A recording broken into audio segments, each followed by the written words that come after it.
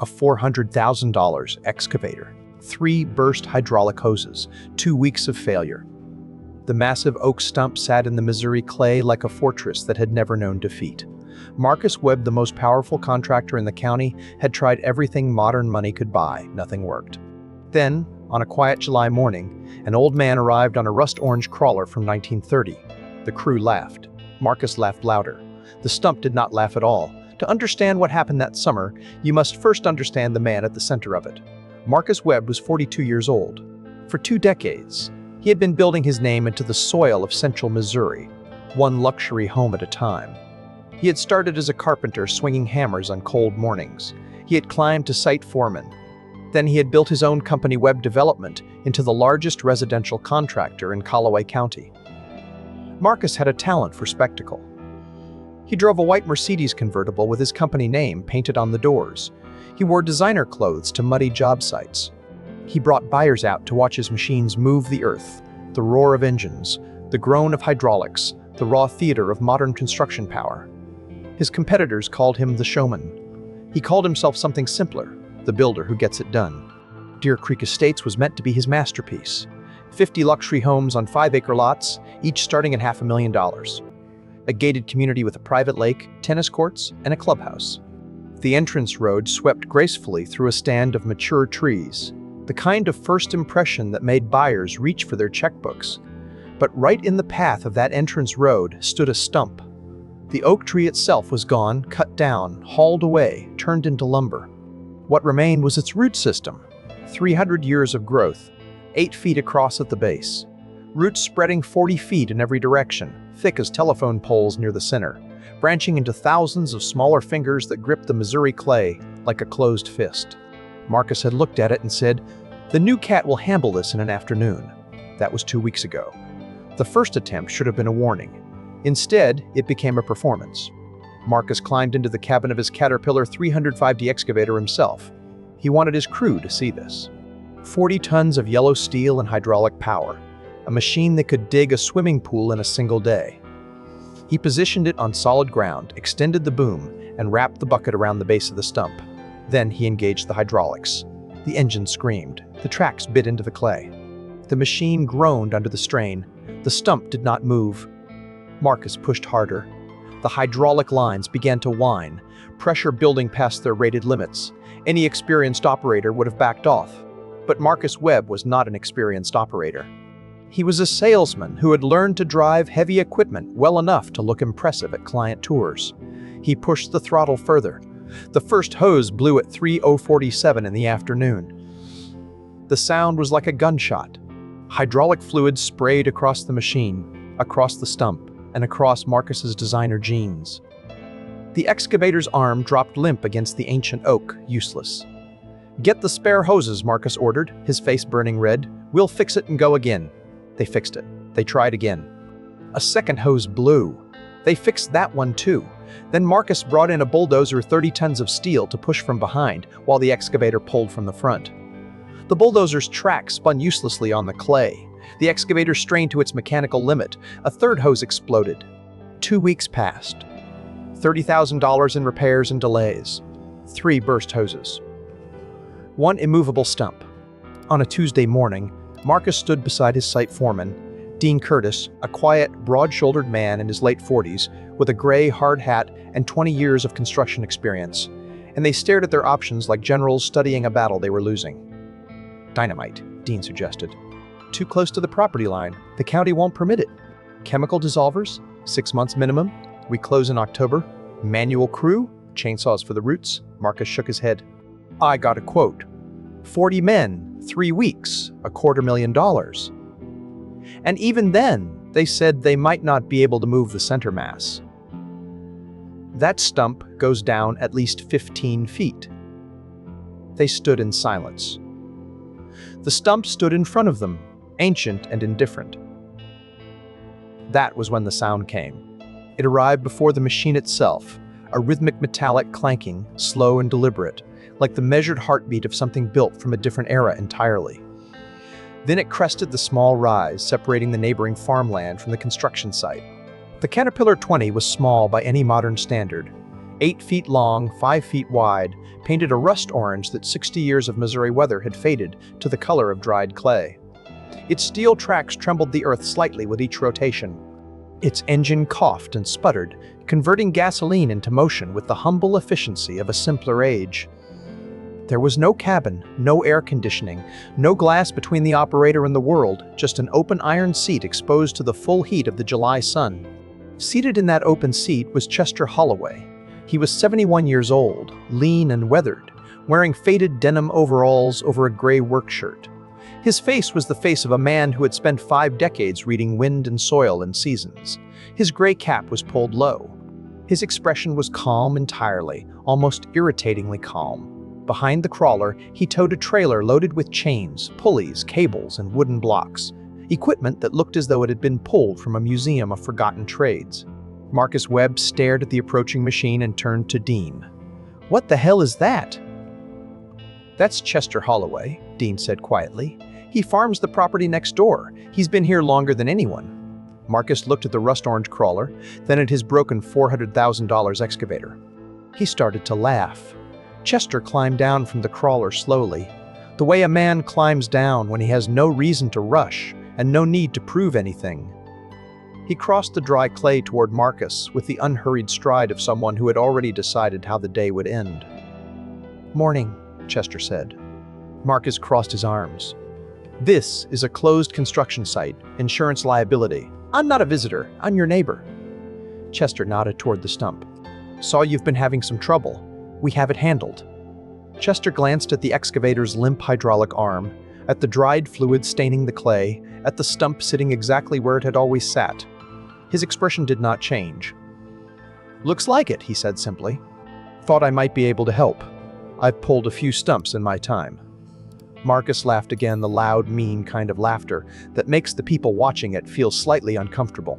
Several crew members stopped working to watch. "You thought you might help," Marcus repeated, pointing at the Caterpillar 20. "With that? That thing weighs, 2 tons? About that. My excavator weighs 40 tons. My bulldozer weighs 30. Together, they couldn't move that stump an inch. And you think your antique toy is going to do what $500,000 in equipment couldn't?" Chester did not respond to the laughter. He looked at the stump the way a doctor examines an X-ray, quietly, patiently, reading what others have missed. "Your machines are stronger than mine," he said finally. "But strength isn't the problem is application." "Application? You're trying to rip that stump out all at once.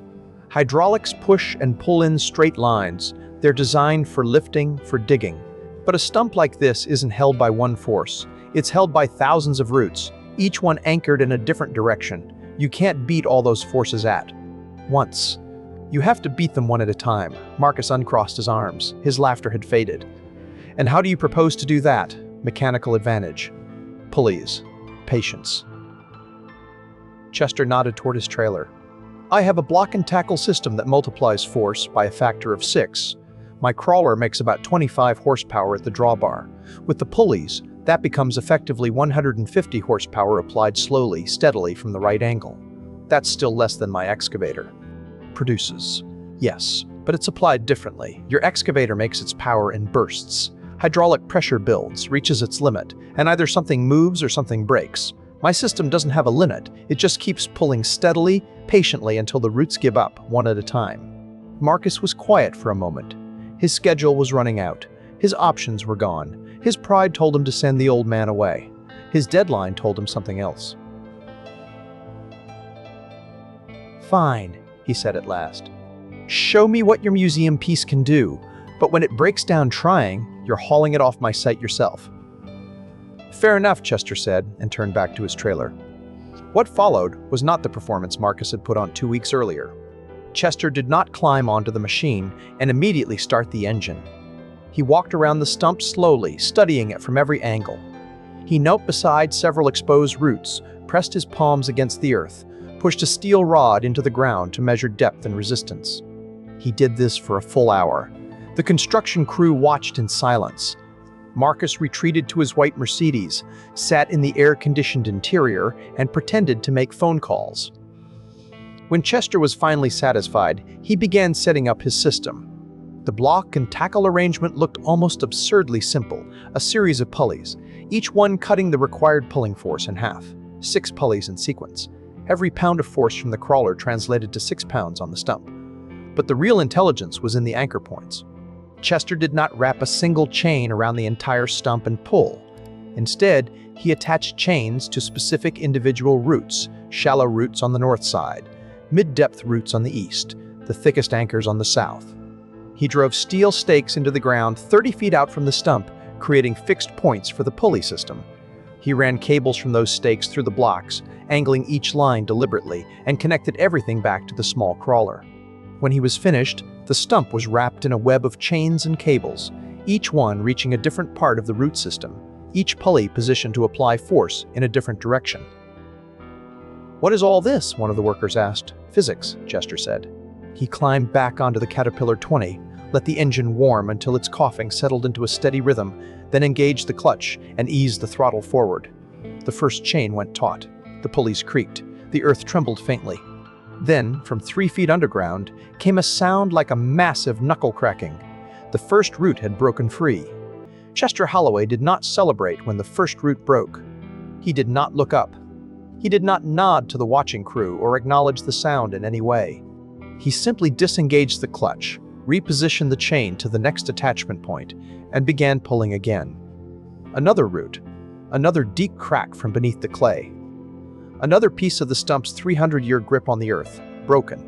For the first hour, Marcus Webb sat in his white Mercedes, watching through the tinted windshield.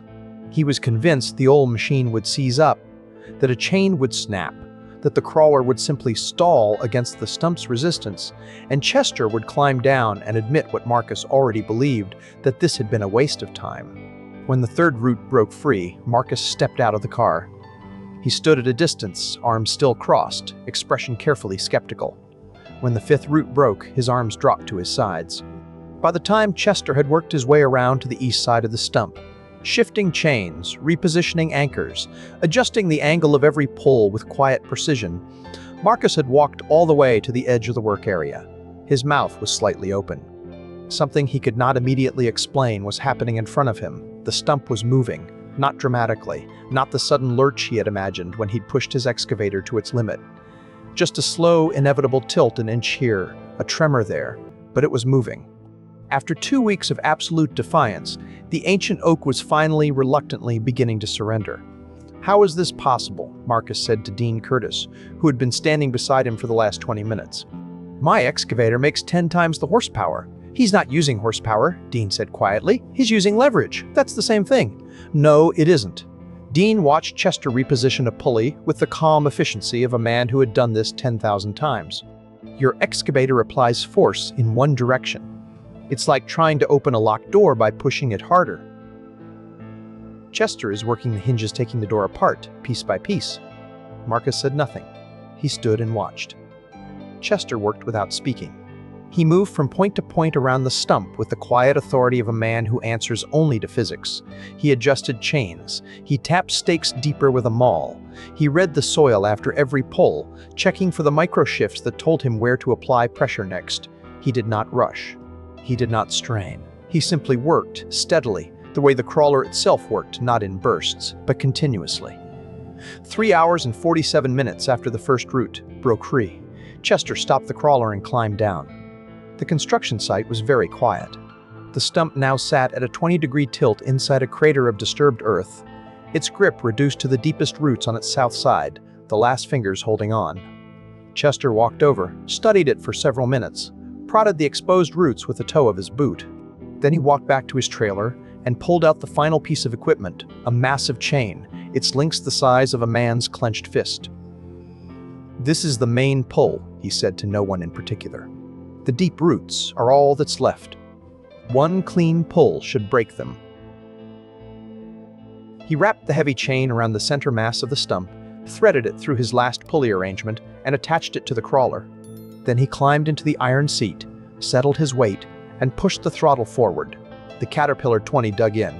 Its steel tracks churned the Missouri clay. The engine roared with everything it had, all 25 horsepower, multiplied by 6, focused through 64 years of iron and chain and simple, stubborn mechanics. The heavy chain went rigid as a piano wire. The stump shuddered. The ground around it cracked in a wide circle. Then, with a sound like thunder coming from beneath the earth, the last roots gave way. The stump rose. It came up slowly at first, then, all at once, 300 years of growth. 40 feet of root system, 15 feet of depth, all of it lifting free in a single moment, trailing broken roots and clods of dark clay, and the deep mineral smell of earth that had not seen sunlight since before the American Revolution. The stump cleared the hole and rolled onto its side. The construction site fell absolutely silent. Then it erupted. The workers cheered. Men slapped each other on the back, pointed at the hole, pointed at the stump, pointed at the small rust-orange machine that had done what modern engineering could not. Several of them were laughing, but it was a different kind of laughter now, not mockery. Something closer to joy. Marcus Webb did not cheer. He stood at the edge of the crater and looked down into the hole where the stump had been. His face had gone pale. His hands, he noticed distantly, were shaking. Chester climbed down from the crawler and began coiling his chains. When he had finished, he walked over to where Marcus stood. "There's your hole," Chester said. "Should be able to pour your road now." Marcus looked at him. For a long moment, neither man spoke. "How?" Marcus finally said. The word came out quiet, almost small. "How did you do that?" "Same way my father did it," Chester said. "Same way his father did before him. Some problems don't need more power, they need better thinking." Marcus looked at the stump, lying on its side in the dry Missouri earth. He looked at the Caterpillar 20, its rust-orange hood still warm from the engine. Then he looked at Chester Holloway, 71 years old, denim overalls, gray cap, not a trace of pride or triumph on his weathered face. "I owe you," Marcus said. "Name your price." Chester shook his head slowly. "I didn't do this for money." Chester had not pulled the stump for money. He had pulled it because, as he told Marcus quietly that afternoon, his father had believed that if you could help someone, you should whether they deserved it or not. "I laughed at you in front of my whole crew," Marcus said. "I called your machine junk." "You did," Chester agreed, "and you still helped me." "I didn't help you," Chester said simply. "I pulled a stump. You just happened to need it pulled." He climbed back onto the Caterpillar 20, started the engine, and began towing his trailer toward the access road. Marcus called after him once. Chester stopped. "There has to be something," Marcus said. "What do I owe you?" Chester thought for a moment. "You're building 50 houses out here. Nice houses for people with money and education. People who probably don't know the first thing about real work." He paused. "Put up a sign at the entrance where that stump used to be. Something that tells people this land was farmed for 150 years before it became a subdivision. Something that reminds them that the people who built this country weren't wearing designer jeans. They were wearing overalls." "Done," Marcus said. Chester engaged the clutch. The steel tracks clanked against the access road. The engine coughed its familiar rhythm as the old crawler disappeared over the rise. Marcus Webb finished Deer Creek Estates 6 months later on time, on budget, exactly as promised. At the entrance, a stone marker stood where the oak stump had been. It read, "This land was farmed by the Harrison family from 1847 to 1994. Before the houses were built, there were crops. Before the lawns were planted, there were fields. We honor their memory." When the Homeowners Association later voted to remove it, Marcus refused. "That sign stays," he told them. "It's in the deed restrictions. Forever." Something had changed in Marcus Webb that summer day. He still drove the white Mercedes. He still wore the designer clothes. But he began keeping an old photograph on his desk. A picture Chester had given him of Chester's father, Emmett Holloway, standing beside the Caterpillar 20 in 1932. Thin, weathered, proud. The same machine, the same iron. When clients asked about the photograph, Marcus told them the whole story, including the part where he had laughed. "I learned that expensive doesn't mean better," he would say. "That new doesn't mean smarter, and that sometimes the old ways work when nothing else does." Chester Holloway farmed his 320 acres until 1998, when his knees finally gave out, and his son Robert persuaded him to retire.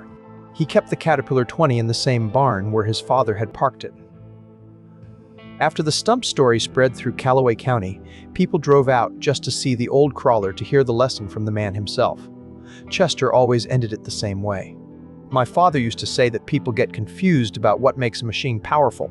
They think it's horsepower, size, force. But that's not power. Power is about applying force effectively. A lever beats a hammer, a pulley beats a rope, and patience beats strength. The age of 83. At his funeral, Marcus Webb flew back from Arizona specifically to be there. At the reception, he found Chester's son Robert and pressed a check into his hand. $50,000, Robert said, eyes wide.